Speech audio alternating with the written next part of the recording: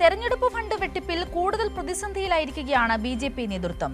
കേന്ദ്ര നേതൃത്വത്തിന്റെ നിർദ്ദേശപ്രകാരം നടത്തിയ അന്വേഷണത്തിൽ 12 കോടി രൂപ തട്ടിയെന്നാണ് കണ്ടെത്തിയത്. എന്നാൽ അതിലും വലിയ കൊള്ളയാണ് നടന്നതെന്നാണ് ഒരു വിഭാഗത്തിന്റെ ആരോപണം. 18-ന് അടിയന്തര കോർ കമ്മിറ്റി യോഗം ചേരാനാണ് നിലവിൽ ബി.ജെ.പി. നേതൃത്വം തീരുമാനിച്ചിരിക്കുന്നത്. അഞ്ജു ചേരുന്നുണ്ട് വിവരങ്ങളുമായി. Anju, good morning. ബി.ജെ.പിയിലെ ഫണ്ട് തട്ടിപ്പ് ഈ ഒരു തെരഞ്ഞെടുപ്പുമായി ബന്ധപ്പെട്ട നിരവധി പ്രതികരണങ്ങളാണ് വന്നുകൊണ്ടിരുന്നത്. വലിയ പ്രതിസന്ധിയിലേക്ക് പോകുന്നു എന്നാണ് പറയുന്നത്. ഇപ്പോൾ നമ്മൾ മനസ്സിലാക്കുന്ന കാര്യം ഈ കണ്ടതൊന്നുമല്ല കണക്ക്, ഇതിലും വലിയ കണക്ക് തട്ടിപ്പ് നടന്നിട്ടുണ്ടെന്നാണല്ലേ പുറത്തുവരുന്ന വിവരങ്ങൾ.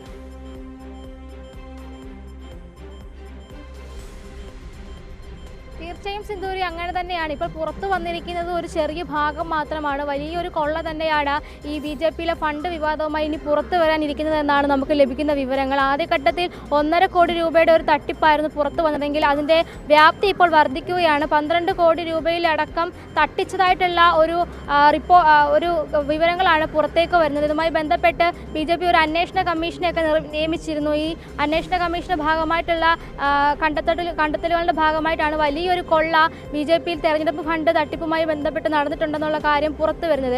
ഈ നിയമസഭാ തെരഞ്ഞെടുപ്പുമായി ബന്ധപ്പെട്ടാണ് ഇത്തരത്തിലൊരു ആരോപണം ഉയരുന്നത്. തെരഞ്ഞെടുപ്പുമായി ബന്ധപ്പെട്ട് ദേശീയ നേതൃത്വം സംസ്ഥാന നേതൃത്വത്തിന് വലിയ രീതിയിലുള്ള ഫണ്ടുകൾ നൽകിയിരുന്നു. അത് ഈ ഓരോ മണ്ഡലത്തിനും 1 കോടി രൂപ, ചുരുങ്ങിയത് 1 കോടി രൂപ എന്ന നിരക്കിലൊക്കെ ആയിരുന്നു ഈ ഫണ്ട് കൈമാറിയത്. അത് ഇനി ബി.ജെ.പിക്ക് വലിയ വിജയസാധ്യത അവർ കണക്കാക്കുന്ന മണ്ഡലങ്ങളാണെങ്കിൽ അതിലധികം പണം നൽകിയിരുന്നു. അത്തരത്തിൽ വലിയ രീതിയിലുള്ള ഫണ്ട് ദേശീയ നേതൃത്വത്തിൽ നിന്ന് സംസ്ഥാന ബി.ജെ.പി. നേതൃത്വത്തിന് നൽകിയിരുന്നു. ഈ ഫണ്ടിലായിരുന്നു ഒരു തിരിമറി നടത്തിയത്. ആദ്യഘട്ടത്തിൽ പുറത്തു വന്നത് സംസ്ഥാന സെക്രട്ടറി ആയിരുന്ന, ഈ തെരഞ്ഞെടുപ്പിന്റെ ചുമതലയൊക്കെ ഉണ്ടായിരുന്ന സംസ്ഥാന സെക്രട്ടറി ആയിരുന്ന അഞ്ജന രഞ്ജിത്തിന്റെ പേരിലായിരുന്നു ആദ്യ തട്ടിപ്പ് പുറത്തു വരുന്നത്. അഞ്ജന രഞ്ജിത്ത് ഈ കൊടിതോരണങ്ങൾ വാങ്ങുന്നതുമായി ബന്ധപ്പെട്ട് സംസ്ഥാനത്തിന് 1.5 കോടി രൂപ ചിലവായിട്ടുണ്ട്. ബി.ജെ.പിക്ക് 1.5 കോടി രൂപ ചിലവായിട്ടുണ്ടെന്നുള്ള രേഖകൾ ഉണ്ടാക്കിയാണ് ആദ്യഘട്ടത്തിൽ ഒരു പണം തട്ടി എന്നുള്ളൊരു ആരോപണം വരുന്നത്. ഈ ആരോപണം ശക്തിപ്പെടുന്നത് ദേശീയ നേതൃത്വത്തിൻ്റെ ഒരു ഓഡിറ്റ് വരുന്നു. ഈ ഫണ്ട് നൽകിയതുമായി ബന്ധപ്പെട്ടൊരു ഓഡിറ്റ് നടക്കുന്നു. ഈ ഓഡിറ്റിലാണ് രേഖ കൊടിതോരണങ്ങൾ അടക്കം ദേശീയ നേതൃത്വം നൽകിയിട്ടും സംസ്ഥാന നേതൃത്വം കൊടി മേടിച്ചു എന്ന പേരിൽ വീണ്ടും ഫണ്ട് തട്ടിയതായി കണ്ടെത്തുന്നു. അങ്ങനെയാണ് ഈ അഞ്ജന രഞ്ജിത്തിന്റെ ഭാഗമായിട്ടുള്ള വലിയ തട്ടിപ്പ് പുറത്തു വരുന്നത്. ഇവരുടെ കൂടെ ഒരു വിഭാഗം നേതാക്കൾ ഉണ്ടായിരുന്നു അടക്കമുള്ള വിമർശനങ്ങൾ ഉയരുന്നുണ്ട്. അതിന്റെ ഭാഗമായിട്ടായിരുന്നു ഒരു അന്വേഷണ കമ്മീഷനെ നിയമിച്ചത്.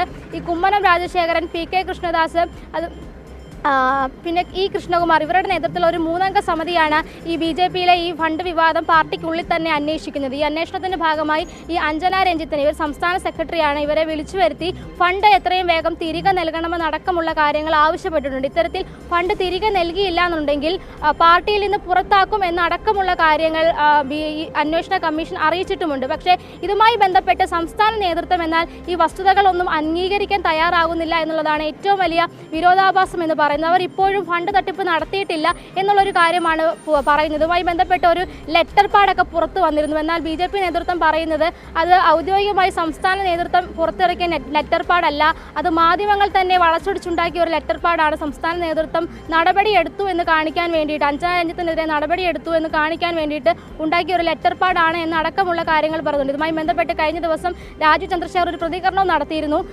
ഈ ബി.ജെ.പി. എന്ന് പറയുന്നത് ഒരു ജനാധിപത്യ പാർട്ടിയാണ്. അപ്പോൾ അവിടെ അച്ചടക്ക നടപടികളടക്കം ഉണ്ടായിരിക്കും. പക്ഷെ അതെല്ലാം മാധ്യമങ്ങളോട് പറയേണ്ട ഒരു ആവശ്യമുണ്ടോ എന്ന കാര്യമാണ് രാജു ചന്ദ്രശേഖർ ചോദിച്ചത്. എന്തായാലും ബി.ജെ.പിയിൽ ഒരു അച്ചടക്ക നടപടി എടുത്തിട്ടുണ്ട്. അഞ്ജന രഞ്ജിത്ത് അടക്കമുള്ളവർക്കെതിരെ ഒരു നടപടി എടുത്തിട്ടുണ്ട്. പക്ഷേ അത് ഫണ്ട് തട്ടി വധിക്കുന്നില്ല. പക്ഷേ എന്തിനാണ് അപ്പോൾ അന്വേഷണ കമ്മീഷനെ വരെ നിയമിച്ചത് എന്നുള്ളൊരു കാര്യത്തിൽ ഒരു വ്യക്തത വരേണ്ടതുണ്ട്. എന്തായാലും വലിയ രീതിയിലുള്ള ഫണ്ട് തട്ടിപ്പ് നടന്നിട്ടുണ്ട്.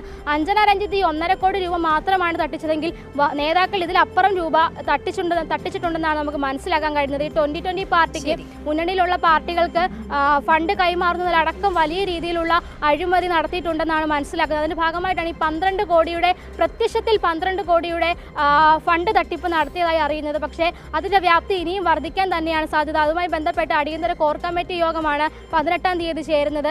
ഈ യോഗത്തിൽ വലിയ വിമർശനങ്ങൾ തന്നെയായിരിക്കും ഉയരുക. എന്തായാലും ഇപ്പോൾ തന്നെ ഒരുപക്ഷം നേതാക്കൾ എത്തിയിട്ടുണ്ട്.